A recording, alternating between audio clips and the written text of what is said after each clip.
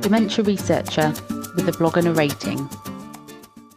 At the time of writing, I am in the middle of a busy summer. With a date for my viva and thus a submission date locked in, my day-to-day is pretty monotonous.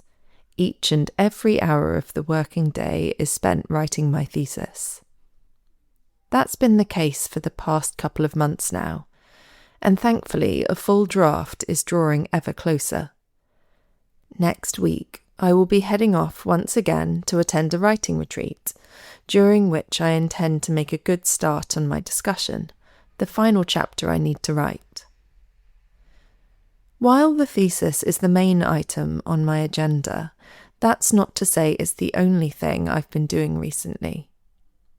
For me, it has also been conference season, the two I've attended this month being my first since before I went on maternity leave in 2023. At the first of the two conferences, the International Psychogeriatric Association Congress, which took place in the Netherlands, I had the opportunity to give an oral presentation about some of my PhD work. As I've mentioned before, I have been undertaking a conversation analytic study of advanced care planning consultations between GPs, people with dementia and their carers. Conversation analysis is pretty niche and probably isn't the most immediately accessible of qualitative methods for a general audience. As such, I was feeling apprehensive in the lead up to the conference. It was hard for me to gauge how to hit the right balance. I wanted my findings to be intelligible to those unfamiliar with the methods, without becoming so pedestrian that I could be called out on it if someone did happen to have expertise in that field. One of the great things about conversation analysis is its reliance on naturalistic data.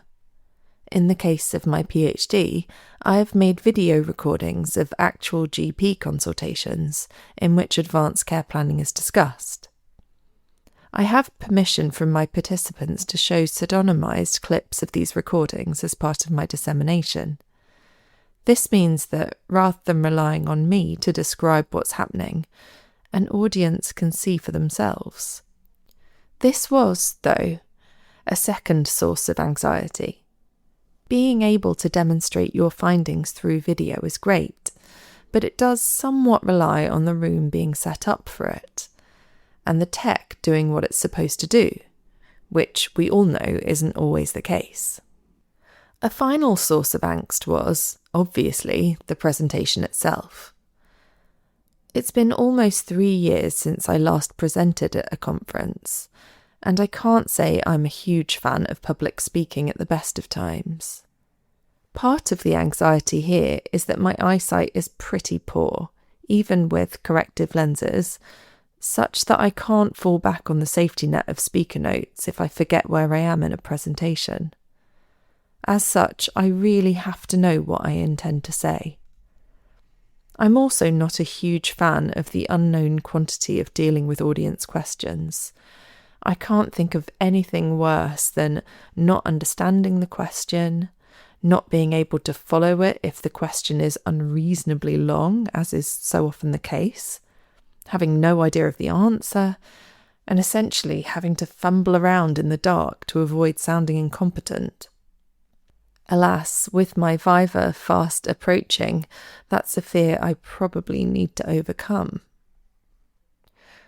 Despite my numerous concerns, with the additional alarming element of my primary supervisor being present to potentially witness my undoing, I can honestly say that the presentation was an enjoyable experience. The tech side of things went without a glitch. I successfully remembered what I intended to say, and the talk generated some really good discussion. It's easy to compare others' work to your own and come to the conclusion that yours is too niche or too obvious and won't be of interest to anyone else. By contrast, there were so many questions from the audience that showed real interest, such that I was able to talk about some of the other findings that fell outside of the scope of the presentation. All in all, it was a really positive experience and will hopefully give me a bit more confidence for dealing with future conference presentations, but also for defending my thesis during my viva. Putting the presentation to one side, attending the conference was in itself a success. Despite some last-minute panic thanks to the Eurostar being down, I really enjoyed my time in the Netherlands.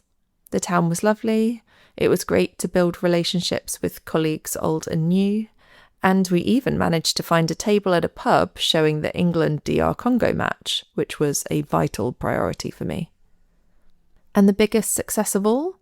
My toddler actually survived without me for 4 days, which also bodes well for my writing retreat next week. What more could I ask for?